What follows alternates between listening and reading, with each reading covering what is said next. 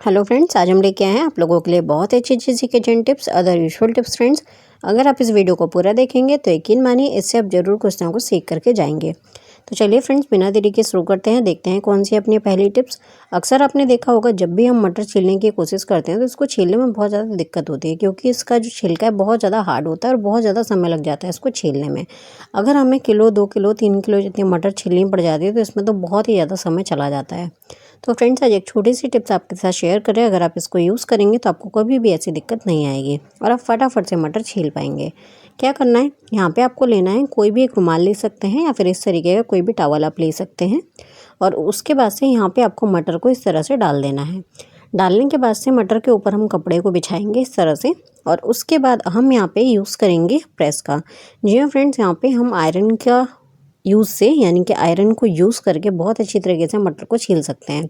क्या करना है, जब आप इस तरीके से प्रेस को गर्म करने के बाद से ऐसे जब आप रखते हैं तो जो मटर के छिलके हैं वो बहुत अच्छे से सॉफ्ट हो जाते हैं। और जब मटर के छिलके सॉफ्ट हो जाएंगे तो आप बहुत अच्छी तरीके से ऐसे मटर को छील सकते हैं ईजी वे में। और अगर आप प्रेस का यूज़ नहीं करना चाहते हैं तो आप क्या कर सकते हैं, यहाँ पे मटर को आप 2 मिनट के लिए पानी में बॉईल कर लीजिएगा। उससे भी जो मटर के छिलके होते हैं वो सॉफ्ट हो जाते हैं और आप बहुत ईजी वे में आराम से मटर को छील पाते हैं। तो यहाँ पे हम आपको पहले प्रेस वाला जो आइडिया है वो दिखा देते हैं कि देखिए कितना ईजी वे में हम इसको छील पा रहे हैं। इसके जो छिलके हैं मटर के बहुत ही अच्छे से सॉफ्ट हो गए हैं। यहाँ पे देखिए, पहले छीलने में कितना ज़्यादा टाइट लग रहा था, लेकिन अभी कितना ईजी वे में छिल जा रहा है। तो उम्मीद करते हैं फ्रेंड्स ये वाली टिप्स भी आपको ज़रूर से अच्छी लगी होगी। तो चलिए बढ़ते हैं वीडियो में आगे और देख लेते हैं हमारी अगली टिप्स कौन सी है, जो किसी की तरफ बहुत ही अच्छी, बहुत ही यूज़फुल है। अक्सर हम एक गलती करते हैं, जब भी हमें दूध को गर्म करना होता है तो हम क्या करते हैं, डायरेक्ट पतीले में दूध को डाल देते हैं और उसके बाद से उसे गर्म होने के लिए रख देते हैं।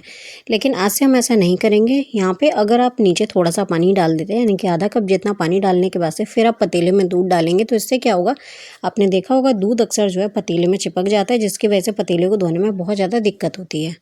लेकिन जब आप इस तरीके से थोड़ा सा पानी डाल करके फिर दूध को डालते हैं तो इससे क्या है, दूध जो है बिल्कुल भी पतीले में चिपकेगा नहीं और आप आराम से इस पतीले को वॉश कर पाएंगे।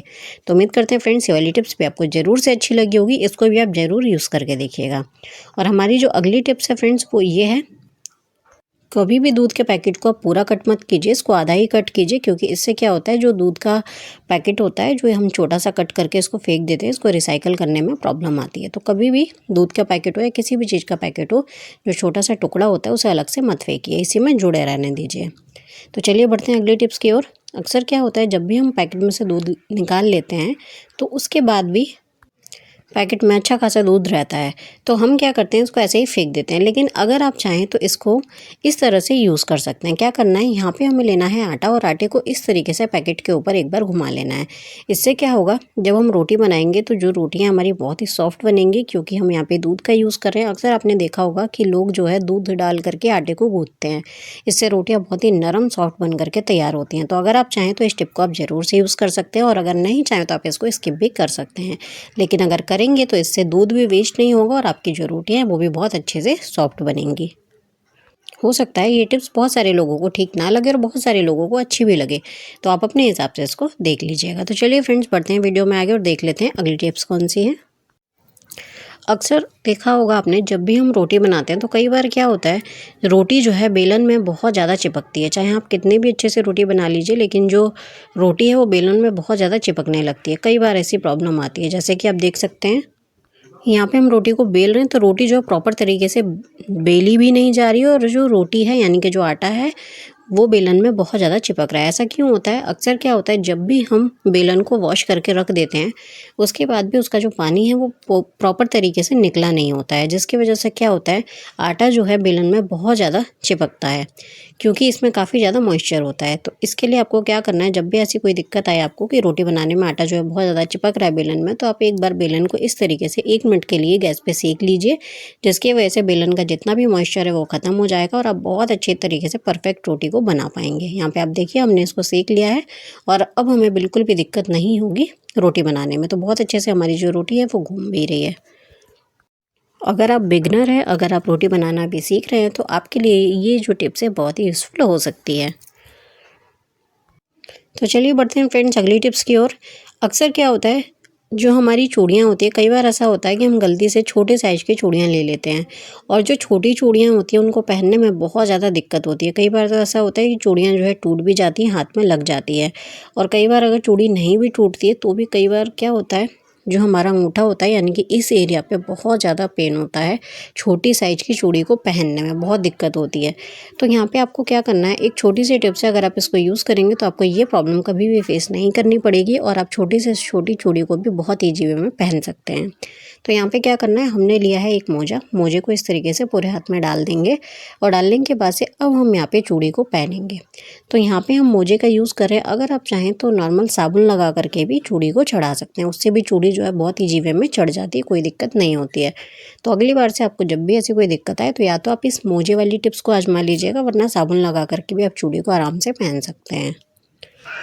और उसकी वजह से देखिए यहाँ पे क्या होगा, जब चूड़ी हमें उतारनी होगी तो भी हमें बहुत इजी वे में हम चूड़ी को उतार पाएंगे। चूड़ी उतारने में भी हमें बिल्कुल भी दिक्कत नहीं होगी, क्योंकि यहाँ पे हम मोजे की मदद से चूड़ियों को उतार भी सकते हैं। तो यहाँ देखिए हमने छोटे साइज़ की चूड़ी है, इसको हमने पहन लिया बहुत ईजी वे में, बिल्कुल भी दिक्कत नहीं हुई हमें ये पहनने में। अब बारी आती है इसको निकालना कैसे, तो फिर से हमें मोजे को इस तरह से पहनना है और पहनने के बाद से इस तरीके से इसको खींच लेना है पूरा ऊपर तक, जहाँ तक की चूड़ियाँ हैं। उसके बाद से इसके ही मदद से इस तरह से आपको चूड़ियों को उतार लेना है। तो इस तरह से बहुत ईजी वे में आप चूड़ी को उतार पाएंगे। तो फ्रेंड्स, उम्मीद करते हैं आज की टिप्स आपको ज़रूर से अच्छी लगी होगी तो प्लीज़ लाइक शेयर कमेंट कर दीजिएगा। चैनल पे नए हैं तो सब्सक्राइब करना बिल्कुल भी मत भूलिएगा, क्योंकि हम ऐसी ही अच्छी अच्छी इन्फॉर्मेटिव वीडियोस हमेशा आप लोगों के लिए लेकर के आते रहते हैं। और इस वीडियो को अपने दोस्तों के साथ भी ज़रूर ही शेयर कीजिएगा, ताकि उनको भी इससे कुछ हेल्प मिल सके। तो चलिए बढ़ते हैं वीडियो में आगे और देख लेते हैं अगली टिप्स कौन सी है। तो फ्रेंड्स, हमारी अगली जो टिप्स होने वाली है वो होने वाली है मिक्सी को लेकर के। अक्सर क्या होता है, मिक्सी का यूज़ तो हमें घर में 1 से 2 बार ही करना होता है, यानी कि पूरे दिन में 1 से 2 बार ही मिक्सी का यूज़ होता है। लेकिन उसकी वजह से हम क्या करते हैं, मिक्सी को एज इट इज़ ऐसे ही रख देते हैं, जिसकी वजह से जब भी आपके मिक्सी को साफ़ करते हैं, साफ़ करने के बाद वो 1 से 2 दिन में ही गंदी हो जाती है। लेकिन अगर आप मिक्सी को इस तरह से कवर करके रखेंगे तो आपको बार बार इसको क्लीन करने की ज़रूरत नहीं पड़ेगी और आपकी जो मिक्सी है लंबे समय तक साफ़ रहेगी। तो यहाँ पे कोई भी आपको बेकार टी शर्ट ले लेनी है और इस तरीके से मिक्सी के ऊपर पूरा अच्छे से इसको पहना देना है। अब देखिए आप आराम से इसको कहीं भी रख सकते हैं, देखने में भी ठीक लग रहा है और मिक्सी जो है गंदी भी नहीं होगी। और यूज़ करना होगा तो इसको हटा करके यूज़ करके फिर वापस से हम इसको ऐसे ही कवर करके रख देंगे। अच्छा, बहुत बार क्या होता है फ्रेंड्स, जब भी हम मार्केट से कोल्ड ड्रिंक लेके आते हैं, कई बार क्या होता है थोड़ी बहुत कोल्ड ड्रिंक जो है हमारे पास बची जाती है, जो कि हम बिल्कुल यूज़ नहीं कर पाते हैं। और जब कोल्ड ड्रिंक की जो गैस है वो निकल जाती है तो उसको कोई भी पीना पसंद नहीं करता है, हम उसे फेंक देते हैं। लेकिन आज इसे फेंकेंगे नहीं, इसको बहुत अच्छी तरीके से यूज़ करेंगे। कैसे यूज़ करना है चलिए आपको बताते हैं। यहाँ पे हम एक बर्तन में कोल्ड ड्रिंक को ट्रांसफ़र कर लेंगे और कोल्ड ड्रिंक को ट्रांसफ़र करने के बाद से अब हमें इसमें ऐड करना होगा कोलगेट। जो भी कोलगेट आप यूज़ करते हैं वो आप ले लीजिएगा। ज़्यादा क्वांटिटी में नहीं करना है, कम ही क्वांटिटी में करना है, देखिए बस इतना सा। और उसके बाद से अब हम इसमें ऐड करेंगे विनेगर। तो यहाँ पे हमें वाइट विनेगर का यूज़ करना है फ्रेंड्स।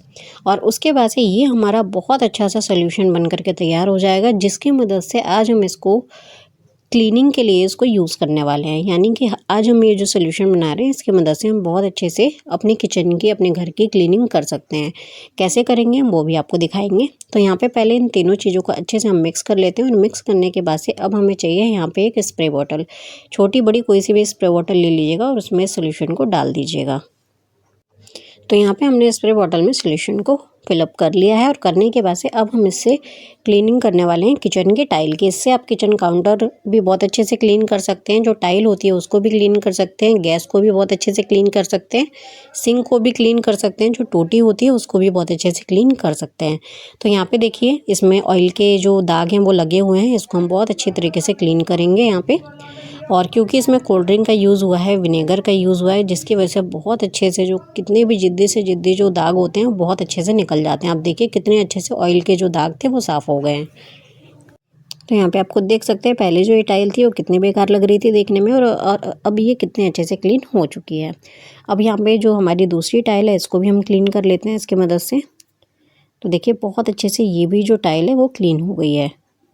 अब इसी तरीके से आप अपना गैस वगैरह भी आराम से क्लीन कर सकते हैं, जो किचन काउंटर है उसको भी बहुत अच्छे से आप क्लीन कर सकते हैं। तो उम्मीद करते हैं फ्रेंड्स ये टिप्स भी आपको अच्छी लगी होगी। तो चलिए बढ़ते हैं वीडियो में आगे और देख लेते हैं ऐसी बेहतरीन सी एक और टिप्स।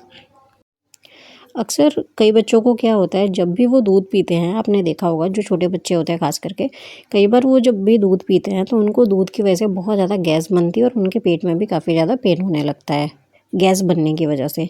तो अगर किसी बच्चे को इस तरीके की प्रॉब्लम हो या फिर बड़े को भी ऐसी प्रॉब्लम हो, तो आप क्या कीजिएगा, जब भी उनको दूध देते हैं पीने के लिए, उससे पहले आपको क्या करना है, यहाँ पे दूध को आपको इस तरीके से कट करना है। यहाँ पे आप चाहें तो कैंची का यूज़ कर सकते हैं या फिर चाकू का भी यूज़ कर सकते हैं। आपने पहले सुना होगा, जो पहले के लोग थे, कभी भी किसी के पेट में दर्द हो या ज़्यादा गैस बने तो उन लोगों को इस तरीके से पानी को काट करके दिया जाता था, जिसकी वजह से उनका जो पेट दर्द है बहुत अच्छे से ठीक हो जाता था और नेक्स्ट टाइम उनको गैस वगैरह की प्रॉब्लम नहीं होती थी। तो जिन भी बच्चों को ऐसी दिक्कत हो गैस की, तो आप क्या कीजिएगा, इस तरीके से कैंची की मदद से दूध को काट करके तब आप दीजिएगा। इससे उनको कोई दिक्कत नहीं होने वाली है, उल्टा इससे उनके हेल्थ को बहुत ही अच्छा बेनिफिट मिलेगा। तो दूध से रिलेटेड हमारी जो अगली टिप्स है फ्रेंड्स, वो ये है कि यहाँ पे कई बार क्या होता है, जब भी हमारा ध्यान थोड़ा बहुत भी भटक जाता है तो आपने देखा होगा कि दूध जो है अक्सर गिर जाता है। लेकिन अगर आपके पास कोई और काम है, अगर आप दूध पे नज़र नहीं रख सकते, यानी कि खड़े होकर दूध को गर्म नहीं कर सकते हैं, तो इस समय पे आपको क्या करना चाहिए, यहाँ पे एक कटोरी हमने ली है और इसको हम दूध के अंदर डाल देंगे। जब आप देखें कि दूध जो है खौलने वाला है थोड़ी देर में, तो आप यहाँ पे कटोरी को दूध के अंदर डाल दीजिएगा, कटोरी को बहुत अच्छी तरीके से वॉश करके। इससे क्या होगा, दूध जो है बिल्कुल निकलेगा नहीं और बिल्कुल अंदर हो जाएगा। जैसे कि आप देख सकते हैं यहाँ पे, जैसे ही दूध बाहर आने वाला था वैसे ही हमने कटोरी को डाला और दूध जो है बिल्कुल ही नीचे चला गया और अब ये बहुत अच्छे से बॉईल हो जाएगा, बिल्कुल भी यहाँ से गिरने वाला नहीं है।